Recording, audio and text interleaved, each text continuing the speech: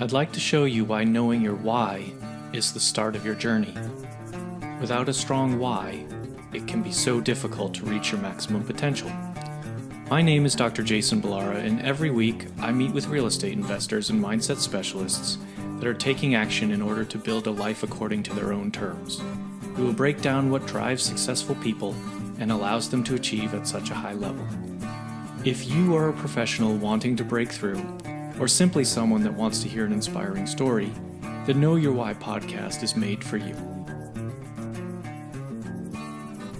Hi everyone, I'm Jason Balara, and this is the Know Your Why podcast.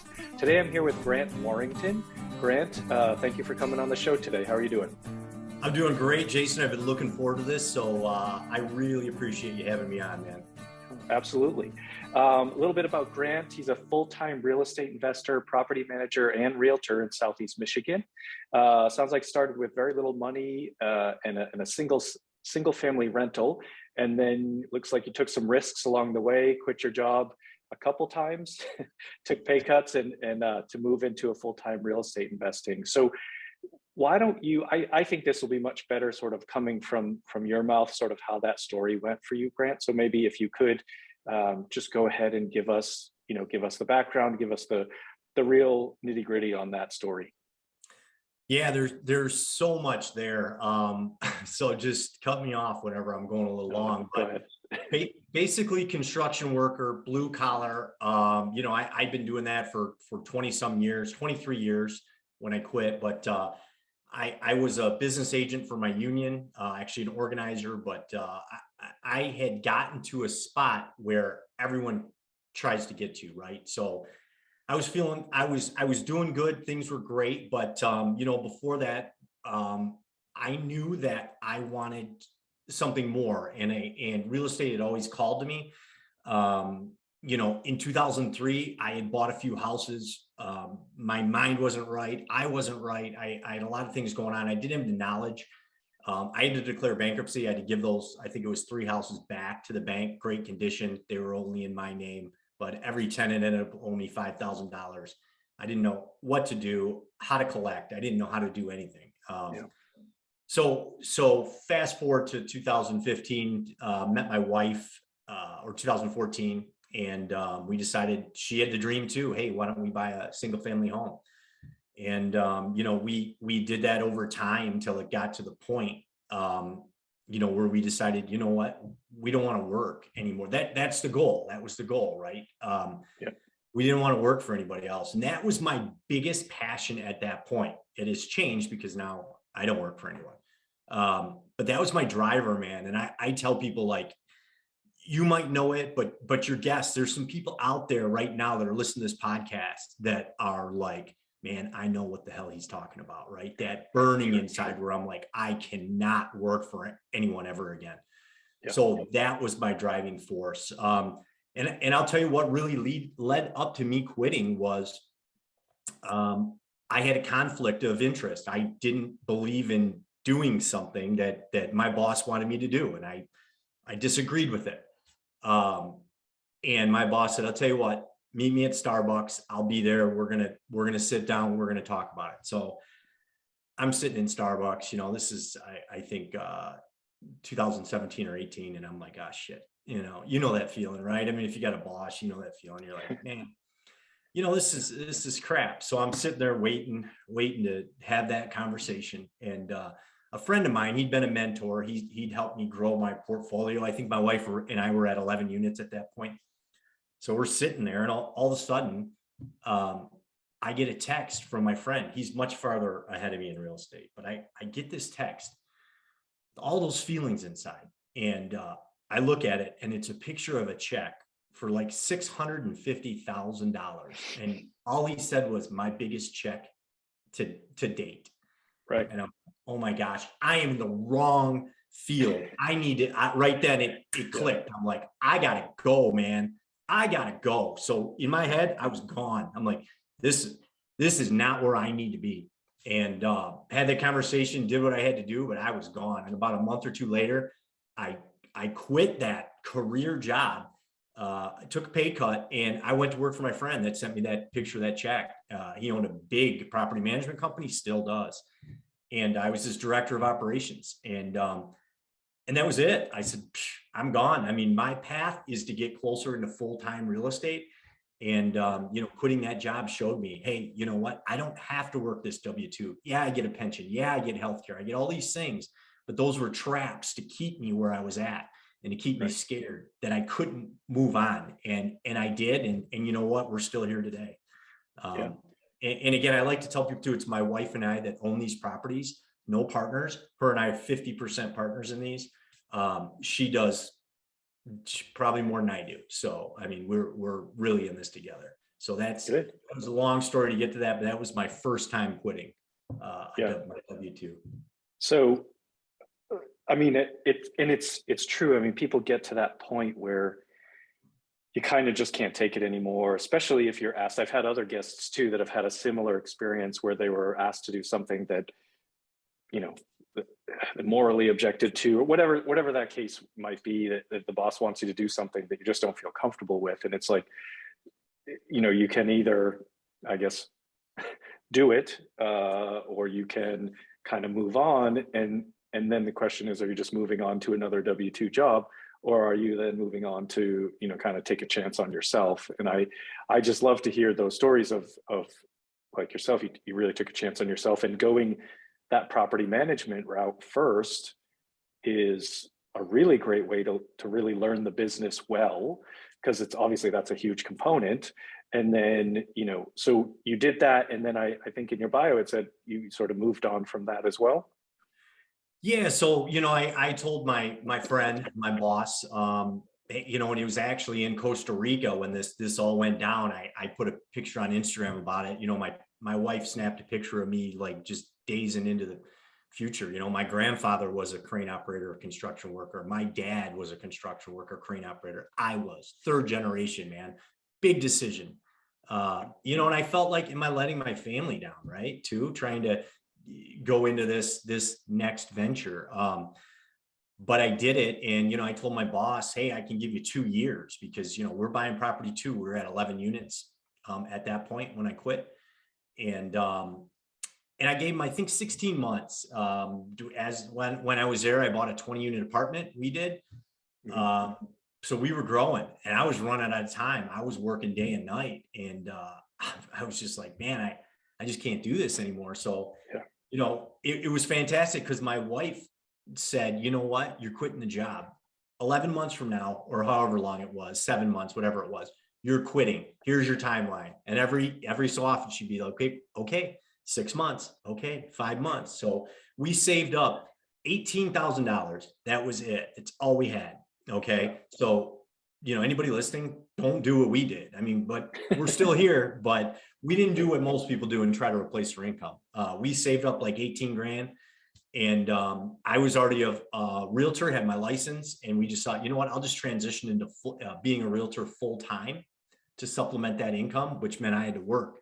And I quit and took another pay cut, to make $0 commission based. Right. And it wasn't easy, but again, like I said, we're still here, and anybody can do it, man. We did it. And I know we got off here, a lot of podcasts are, how'd you start? How'd you do this and that? I truly think that mindset and desire are huge. So that's why I love having this kind of a conversation. Yeah. I really 100%. feel that. Yeah, I really feel it, man. You just consistently do something in real estate over and over and over every day. Do something small and you'll be successful. But you got to have this and this, man, or it ain't going to happen. And that's the truth. Yeah. No, 100% agree. I mean, obviously, the title of the podcast, there's a lot of mindset in this, and most of the time, it's real estate inspired, I guess. But most of the time, what I really like to hear about is this sort of stuff, is what people are really, what sort of got them going, what made them make that shift into, sort of believing and investing in yourself, really is what it comes down to. That's the mindset, and the mindset of,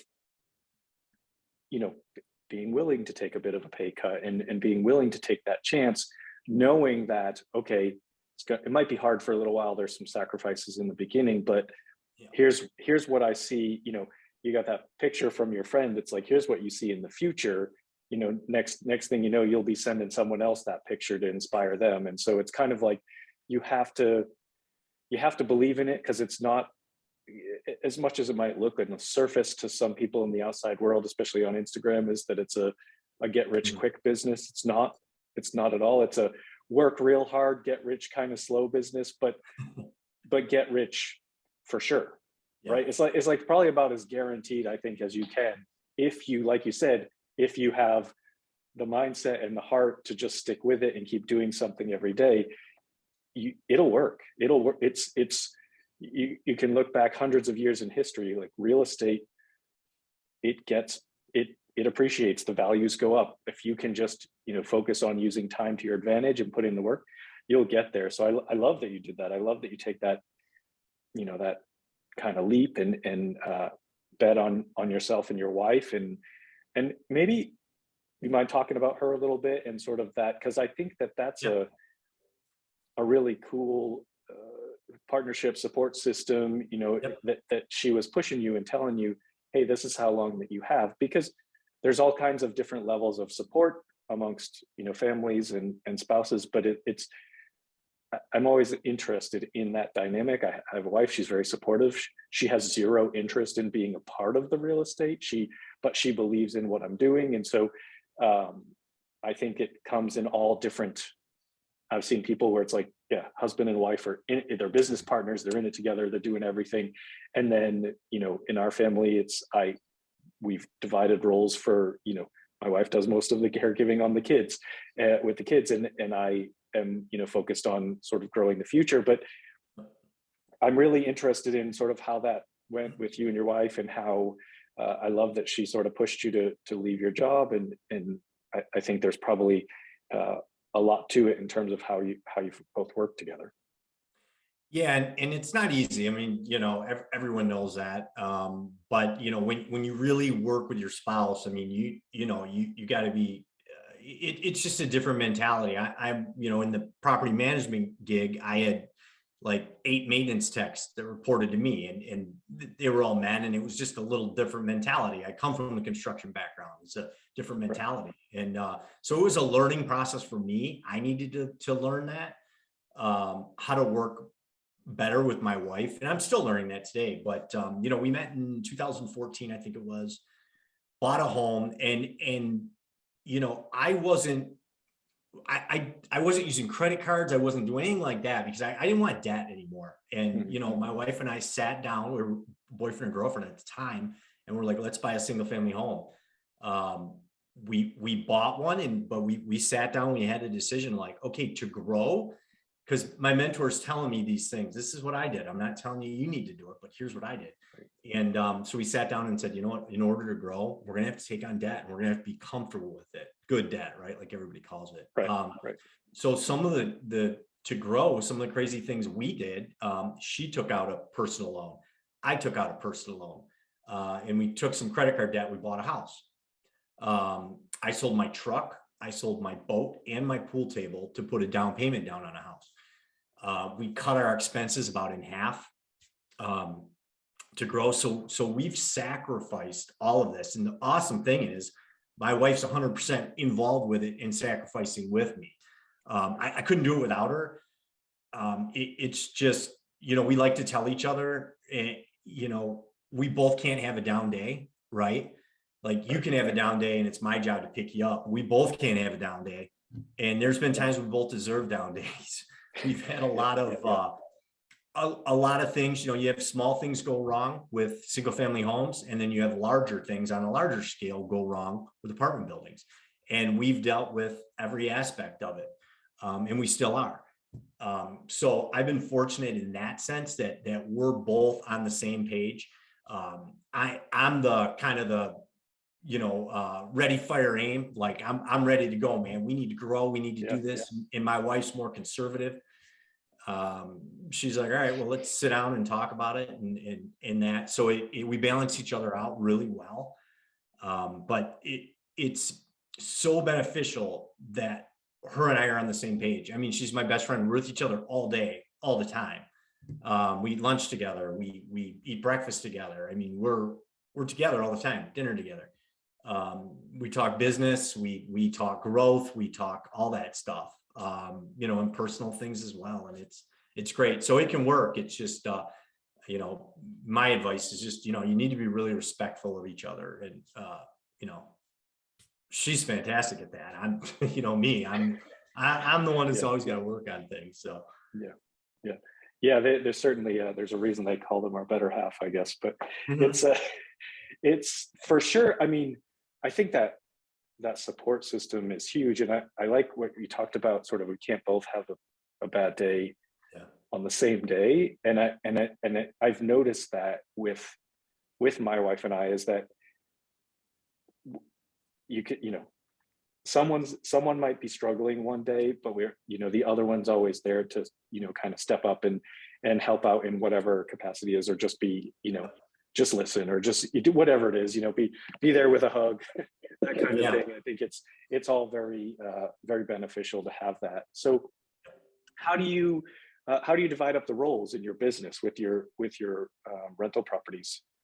So I'm a full-time realtor, so I can get into that and some things we've done, but my wife handles the tenant side of it. She deals with the tenants, does the showings. We're at 41 units cell phone, so it's a tough spot to be in because we're not big enough yet to hire somebody. So we still have to take everything on ourselves. We self-manage everything.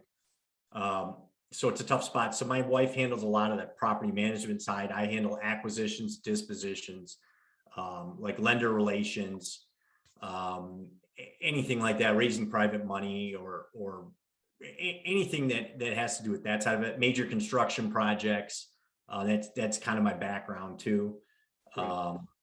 and things like that. You know, at one point, and I'm, you know, a full-time realtor. So at one point, what we did though, we did make this mistake. Is it was earlier this year, and I started doing the maintenance over there at our apartments. We couldn't find anybody to do any maintenance. So Yeah. we're like, you know what? I'm going to start doing it. I kind of enjoyed it. I got an Instagram, a YouTube page that I put videos up of some of the stuff we do. Because I think it's cool, because there's a lot of, you know, if you want to learn how to buy an apartment, how to buy a house, right? There you can go anywhere and you can figure that out. People will teach you that. But what happens when you buy it? What do you do with your master lock systems? Do you have any kind of a master lock system? How do people pay rent? What do you do with common area carpeting? Who does your flooring? What about LVP? There's all these different things that come up. And you're like, oh shit, what now? Now I own it. Now who's going to tell me what to do? So that's kind of that little niche I like to fill. Um, but so we were thinking, you know what, I'll do the maintenance. It's great content. I love shooting content. I love educating some people on some things we do. And so I became the maintenance man. And the problem was, after like 5 months of me doing it, my residential real estate, I took my attention and everything away from that, right? And I focused over here, and I'm like, well, this is where I'm going to focus. This is what I want to do. And I love doing both. But the problem, and a friend of mine said this to me, you know, he said, are you saving money or are you creating money by being the maintenance man? And I said, I'm saving money. I'm not creating any money. And he goes, Right. you're in the wrong seat, dude. You're doing the wrong thing, man. Yeah.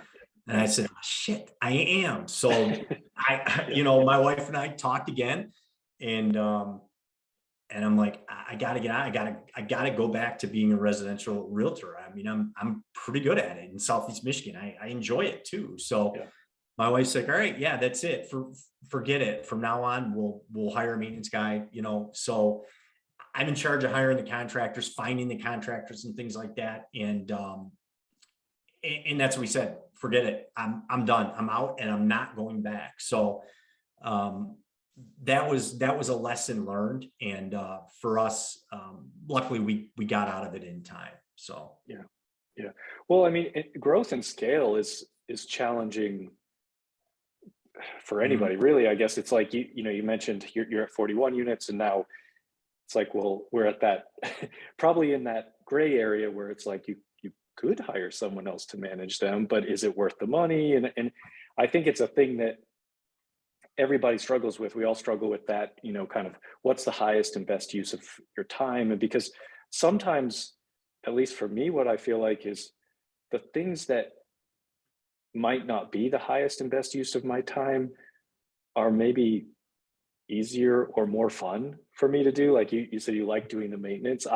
Yeah. I've always been a DIY guy. Like I love Yeah. construction, but it's actually smart for me that I don't invest locally, because now I can't be over there with a hammer and fixing things. I have to have third party management, and it's just you have to realize, like you did, you're like, oh, this is cool. I'm a maintenance man. I like doing this stuff. I'm creating content out of it, but at the same time, is that you know Highest if and your friend best. put it perfectly, are you creating money? And no, you're saving a few bucks. But if you're creating money and you're using your real skills, your higher dollar skills, that's obviously a much better use of our time. I mean, sometimes it's just fun to go fix something. I think that's okay. But Yeah. it's a really good lesson that you brought up for anyone that's kind of getting into it, because it's hard to decide when to scale up, right? You're like, Yeah. well, if I scale up and I hire people, I have to pay them. Do I have the money to pay that? What if it doesn't? It's always the what ifs. Yep. Then those sort of limiting beliefs and the negative thoughts. It's like, well, what if it doesn't work out and I hired someone? What then? And Yeah. so I think it's as you talked previously about, sort of quit your jobs and bet on yourself. And really, I think it's the same mentality really that you need for scaling. You have to believe that it's going to get bigger. You have to believe that you're going to have growth, and then put yourself in the positions to create that, rather than fixing a broken window or whatever that is from a maintenance standpoint. So it's I love this type of stuff, because I think it can be very helpful for me, but also for people that are sort of getting into anyone. I think we all struggle with this same kind Mhm. of issues in terms of how and when do you scale, Yeah. right? So you are still acting as a full-time realtor, and are you doing that just for your own deals, or you're actually doing it for other people as well? No, I'm doing it for other people. We started out, when I first got my license, it was just to do our own deals. And then, when I quit the second job, the property management job, we weren't in a situation where, we were able to live off of the cash flow from the properties. So we're like, what now? And it just made sense. Yeah. Like, I'm already a realtor. People in my area, they already know me in real estate. They know what I do. It's a Right, small right. town. So we're like, it just makes sense. I know a ton of people here, and I can help a lot of people Yeah. with my knowledge of of real estate and houses. So it made a lot of sense. So that's what we did. Yeah, no, I think it makes total sense.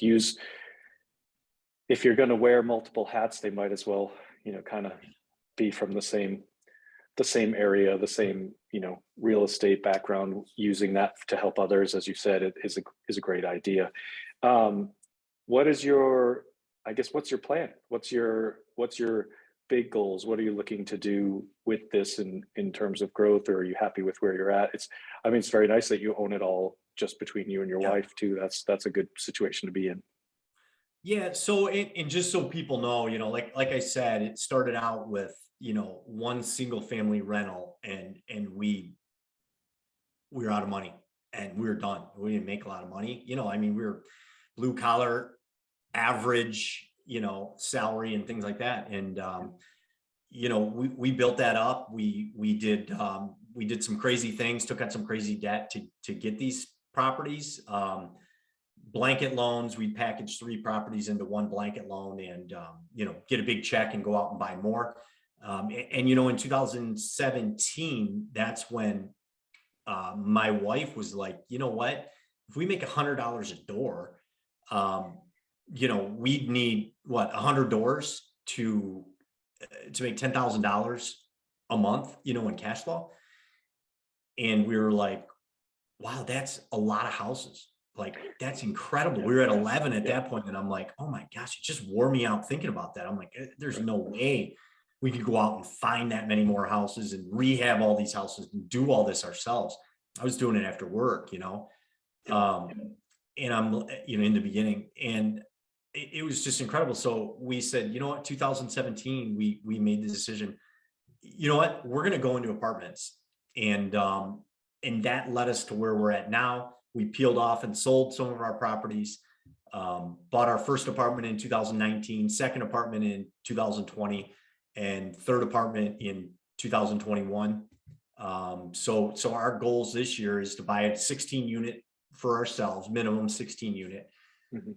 And then we're looking to syndicate. We're going to do 100 unit. We've been saying that through the years. Oh, we're going to do this. And we just haven't, but it's something we need to do. I really want us to push our investing to the next level. And I really feel that's something we need to do. We have a lot of people that reach out to us and want to partner with us, you know, on the passive side, invest with us. And we've always just done everything ourselves. So now we've had private money lenders all along the way. But to do something on a larger scale, that's something we wanted to do. And to be honest, I've always had, and speaking of myself, for myself, I've always had this mentality where, you know, we came from behind and shouldn't have been there, kind of like that Rocky attitude, right? The underdog. Yeah, the underdog, you know what I mean? And how did we get here? 41 units. And you know, like 3 months ago, I realized, like, that's only going to take me so far. It had taken me as far as I could go with it. I had hit a ceiling, and I realized that, like, I can't go any farther with that attitude anymore.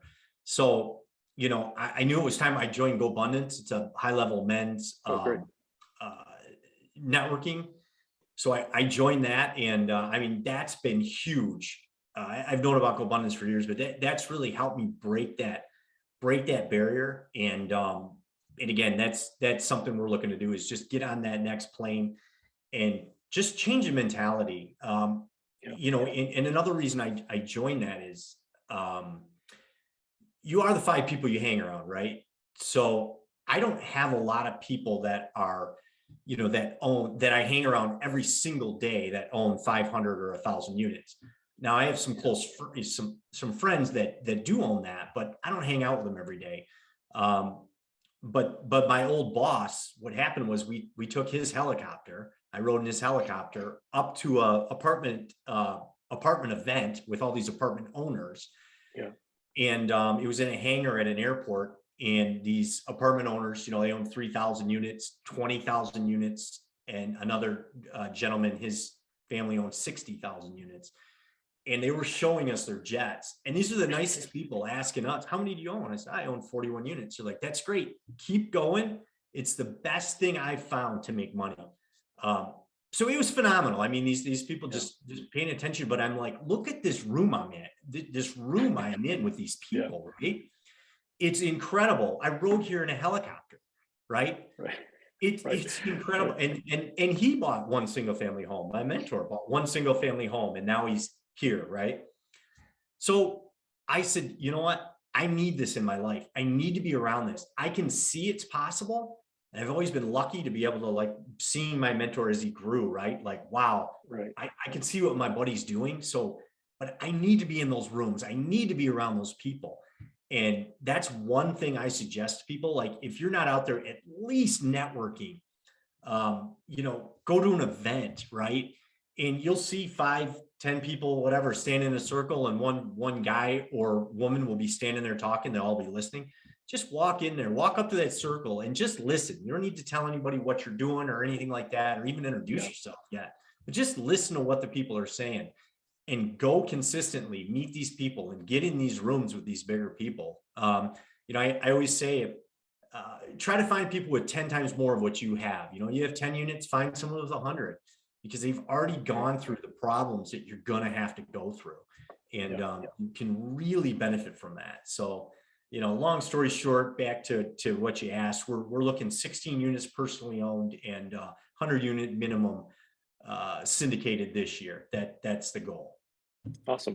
Awesome. Yeah, I think that's another really great point and sort of piece of advice is just getting around people that are in whatever capacity sort of ahead of you. And I hate to sometimes I hate to use that term because it doesn't Yeah. just because you have 10,000 units, you might be ahead financially or in number of units, but obviously there's other aspects in life. But the point is, if that's what you're trying to do, Yeah. right? If your goal is to get more, invest in more real estate, well, be around people who have invested in more real estate and they've seen, because the things you encounter at 16 units and 50 units and 100 units and 500 units, like Yeah. those are all different problems that you have to deal with. And Yeah. so being able to have people that can speak from experience about what they experience at those levels, I think sometimes it's some people might be almost like too far ahead. You know what I mean? Like if you're in the very beginning, it's good to talk to someone who's like With 10 a units. year or two ahead of you instead of Yeah. 10 Yep. years ahead of you. Cause I think Yes. sometimes it's Yeah. like, it's like anything, right? Like Yeah. in whatever your normal job is, Yeah. you kind of forget what you were like at the very beginning of it. And you're even like children, right? Like we Yes. forget what it's like to Yep. be a child. And Yep. so you meet a child and you're like, why are you like this? Like, well, I Yeah. was that way before. And Yeah. and so it's kind of this, I think just getting someone maybe not to, and it sounds really great that with your mentor, you were able Yeah. to kind of see him grow as well. And so you watched those steps. And frankly, just to know that it's possible, Yeah. right? It's For like sure. you can read all the books, you can listen to Yeah. podcasts, but at the same time, if you don't know anybody who's actually done it, Yeah. it's going to feel like it's not possible for you, that someone just wrote a book that's essentially fiction, Yeah. so I think it those are really a lot of good points as far as the steps that you've taken Yeah. to get to where you're at, and good, I have no doubt you'll accomplish those goals this year. I mean, those are great. um, well, why don't you? I think this will be a good time to kind of switch gears to where we talk about, or I ask you the questions that I ask every guest. One of Sure. them you sort of answered before, and you may have another answer, but we'll start with the title of the podcast is Know Your Why, and so I ask Mm. every guest, what is your why? What drives you? What makes you want to kind of push harder and grow further? So mine, like I said, that burning desire in the beginning was not to have a boss. That was my why. I accomplished that, right? And that was one of them. But the other one that's been very big for me is, and it might not make sense to some people, but some people it's going to make sense. It's middle class mediocrity. I do not want to be middle class and mediocre. And it's not insulting anyone. It's insulting me. I'm talking to myself. I do not want that for myself. I believe that there's things I need to accomplish in my life and help people. And that's it. It's almost a fear, because and I'll put it this way. I've networked and met people at these networking events, right? That I became friends with, and I knew their why. And they would go away after a couple of years. They quit going and they didn't invest in real estate. And some things happen in their life, and they're no longer around. And I'm like, man, dude, do you remember your why? I mean, I do. And I'm like, it like eats me up. Like, man, remember you wanted to quit that job, Yeah. and you're still there, and you're going to be forever. So to me, it's like a fear in there that one day, I'll be 70, 80 years old, and I'll look back and go, gosh, damn it, if I just would have maybe done a little more, right? And that's my fear. That's that middle class mediocrity where I could just be comfortable and say, oh, we're fine right here. And I don't want that. I want to try and lead a big life. I want to help a lot of people do the same. And that would be it for me. Just I really want to grow and do and just have more. And that's my man. I mean, I can feel it inside of me when I'm talking to you about it, so Yeah. that's my life. And I think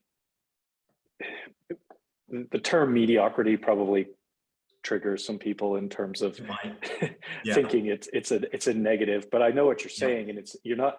I think you say you mentioned the word comfort, and Yeah. it's not mediocrity in the sense that like, oh, you're not good enough. It's just you're Yes. kind of comfortable with where you're at and not trying to push the envelope, right? To not. Yeah. So I get what you mean. I think some Yes. people are probably like, well, what's wrong with mediocre? And it's like nothing Yeah. wrong with it. It's if it's And not I'm what you want for yourself. I'm pointing the finger inward, and that's the difference. So that's what people Yeah. too, if people don't understand that. I'm not pointing it outward and saying middle Right. class mediocrity. This is what it's Right. about. Me being this way. I don't want this way to be me, for Yeah. me. So Yep. I hope that makes sense.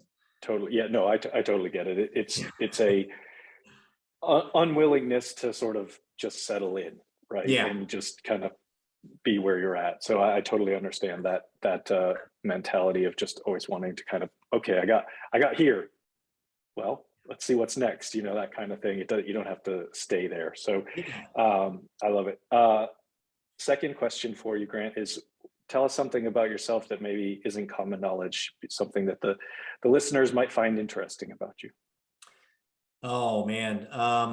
I don't think there's really too much interesting about me other than I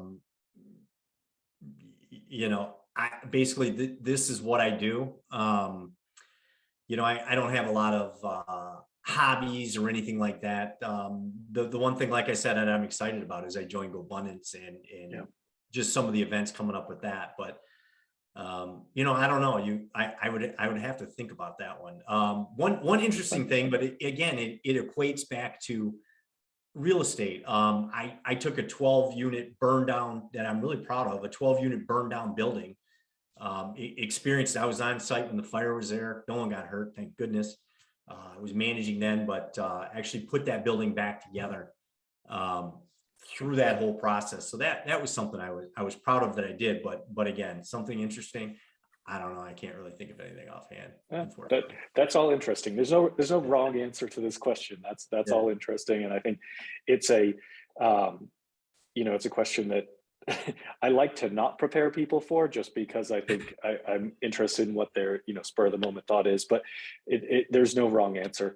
Um, so when people hear this and they want to reach out to you, what's the best way to get a hold of you? And we'll put in the show notes. And I know you mentioned you have a YouTube channel and stuff, but what's your preferred method of contact? I'd say Instagram. Grant Warrington. There's obviously imposters out there for all of them, but it's just at Grant Warrington. That's it. Or grantgwarrington.com is my is my website, and you can find everything on there from me as a realtor. Invest with me if you want to. Also, if you want to have a 30-minute free phone call with me, you can click on my link in Instagram. You can go on my website and you can schedule that, and we can have a phone call about where you're at in your real estate and how I can help you get unstuck, maybe growing your real estate portfolio, or even as a realtor. It's a free phone call. I like to offer that out to people, and people could take advantage of that. You can find, like I was talking about earlier, some of my YouTube videos, Grant Warrington, again, on YouTube. And I just like to put fun content out there, and I like to put things, because like I said, when we bought our first building, it really, that's what happens. You go, okay, now what? Well, what kind of LVP should we use? What kind of, and you just research this stuff for hours. I want to find someone that did it and copy them. We do the same thing over and over and over and over and over in every single building, every single unit. It's easy, right? We know our color, our LVP color, we know the carpeting color, paint scheme, we know all that. But guess what? You know how many hours we had to put into finding that out? And I wanted to help people take that away. And there's so many, like I said, the master key systems, there's so many other things out there, but I'm that YouTube channel. I hope people like it. I think it's pretty cool. So Yeah, I mean, I think that's incredibly valuable too. I think that you're right. The work that goes in at the beginning to establishing what your package is in terms of unit turns and things like that. But once you set it up, yeah, then once that's in place. So if you're able to save people time in terms of setting that up, like that's a huge value add for them. yeah. So that's great. Very, very generous of you. Um, Okay, final question would be what you touched on this a little bit, maybe want to add to it or you have another answer, but what advice would you give people that are, kind of earlier on, they're a few years behind in their investing journey from you? What would you tell them? I know you mentioned, go abundance and getting around people that are a little bit, 10 times where you're at, but what would you say to someone that's, a little further behind? I would tell them there's only one way to fail, and this is the honest truth. There's one way to fail, and that's quit. If you quit, you fail. So it's up to you. Maybe you move slower. Maybe you move quicker than me, or anyone. It's up to you. But if you don't quit, you'll never fail. So what happened with me is I made a decision. I remember where I was driving. I remember the thought process. And I made a decision and I said, you know what? I'm going to do this until I'm freaking 80 years old. I don't care if I don't make a dime. This is what I do. I'm a real estate investor. I'm going to invest in these properties. And that's what we're going to do. And we made that decision. And my wife and I sometimes would look at each other in the early days and say, is this going to work? And we'd be like, it's got to, right? I mean, I'd look at my buddy and go, look at him. We know him. It's got to work. It's working for him. So I'm telling you, we'd sit there and say that. I don't know. Is it going to work? I don't know. I got to believe. And we would just keep going though. We never quit. We never said, should we quit? We didn't say that bullshit. We went forward and we knew it. We're always moving forward, always looking, what are we going to do with this money? What are we going to buy next? And if you don't ever quit, that's my biggest advice. I remember one time, it was early on. I think we had maybe 6 units and we had a guy doing all the rehab for us. I had worked really late that night and I was at Lowe's. It's like 9:30 or 8:30 at night. It was dark. It was like December 17th. It's every day. I remember this. And December 17th, I'm in Lowe's parking lot in Allen Park, Michigan, if anybody knows where that's at. And it's raining and I'm drenched and I got to be to work early the next day, but I had to pick up material for the rehab, man. And I started bawling, dude. I lost it. I was crying. I'm like, I can't believe it. Is this going to work? Is it worth it? Is what I'm doing worth it? Right. Yeah. And so I said, you know what I'm going to do? I'm going to put a note in my phone. December 17th goes off every year. And with that question, is it worth it? And then in the notes in my calendar, I write down where I'm at, what I'm doing. And I just thought, if I can write this note to my future self, and I'm sitting there in that car soaking wet thinking, I know my future, I'm not going to quit. So I know my future self is doing better than me. I know he's going to read this and laugh and remember where I was at when I wrote that. And it wasn't a great spot. So that's what I do. It goes off every year. And I remember that. I remember where I was at. I remember I didn't quit. And this year really was truly the year when that went off last month that I can honestly say, yeah, it's worth it, because I looked where I'm at. You got to appreciate where you're at. Don't look ahead to these people and think you're not doing anything because they're so farther ahead. Always look back and say, holy shit, look where I started and look where I'm at today and appreciate that. And, that note, that reminder in my calendar went off this year. And I said, look what we've accomplished. My wife has no full-time job. I have no full-time job other than the realtor. We don't have bosses. And to tell you the truth, this month, January 2022 is the first month we're going to actually be financially free. Awesome. It's taken a while, but we're super proud of that. That means that our expenses are here and our passive income now is here. So we're even making more than our expenses. But and the reason being, the problem was we always had to rehab every unit. So we always had to put all the money back. We bought these apartments with we didn't have a lot of money. So we'd buy them, get our hands on them, and we'd have to take the cash flow and rehab and improve out of cash flow. So there wasn't much left for us. So things have changed. This is the one time we can honestly say, hey, it's worth it. And again, man, just don't quit. Like I said, if you want to fail, quit. If you don't quit. Little steps every day, just consistency. Take little steps every day. And that's it. Awesome. I mean, Yeah, awesome. Congratulations, by the way, Thanks. on sort of reaching that financial freedom. That's a huge deal. But also, I mean, I love that idea. I love that you had, at a low point, you Yeah. put that note in your phone and it's like pops up every year. And it's like people talk a lot, it's around the new year. People talk a lot about, setting goals and all of this. And I think that's setting goals is great as well. But like that simple question that's going to pop up for you, you have that day that you remember, it's obviously meaningful. Mhm. Like that's a big deal and that's powerful. And it also like, I think, as we touched on before, it's not a get rich quick scheme, but No. took you a few years, but like No. here you are, right? Like Right. it happened, you did it. Yeah.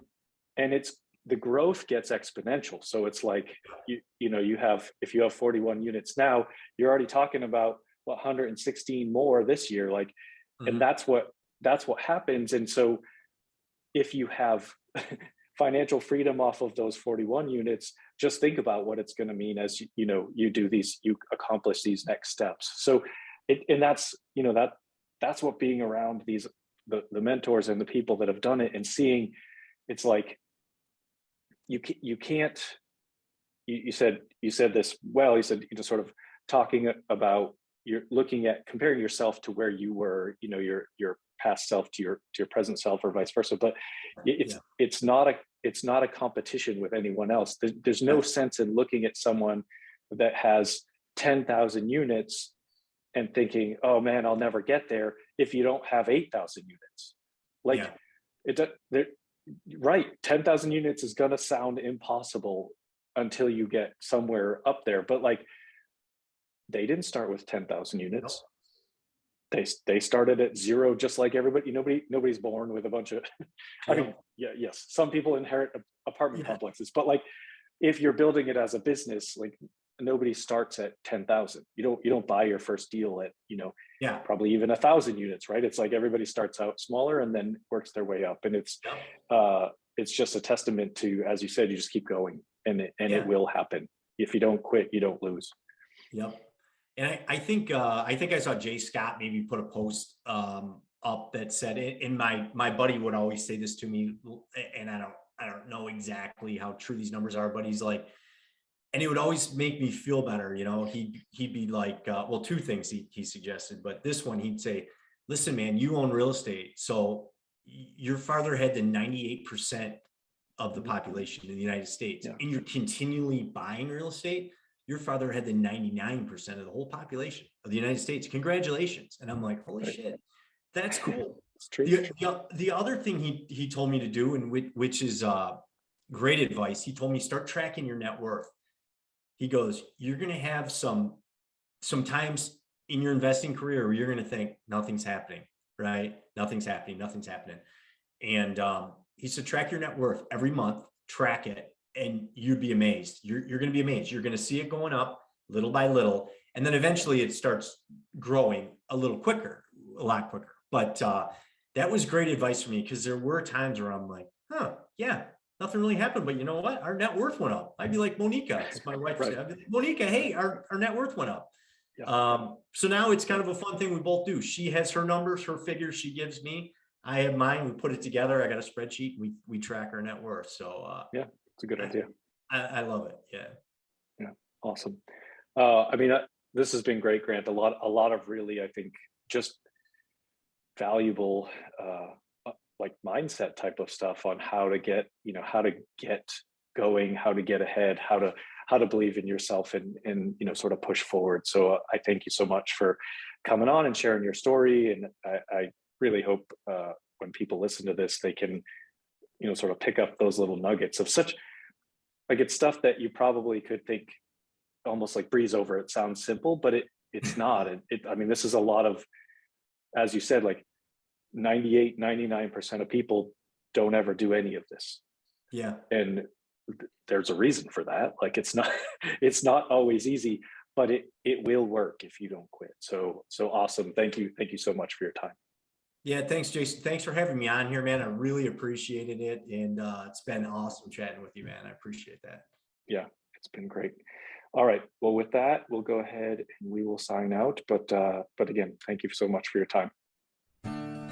I'd like to show you why knowing your why is the start of your journey.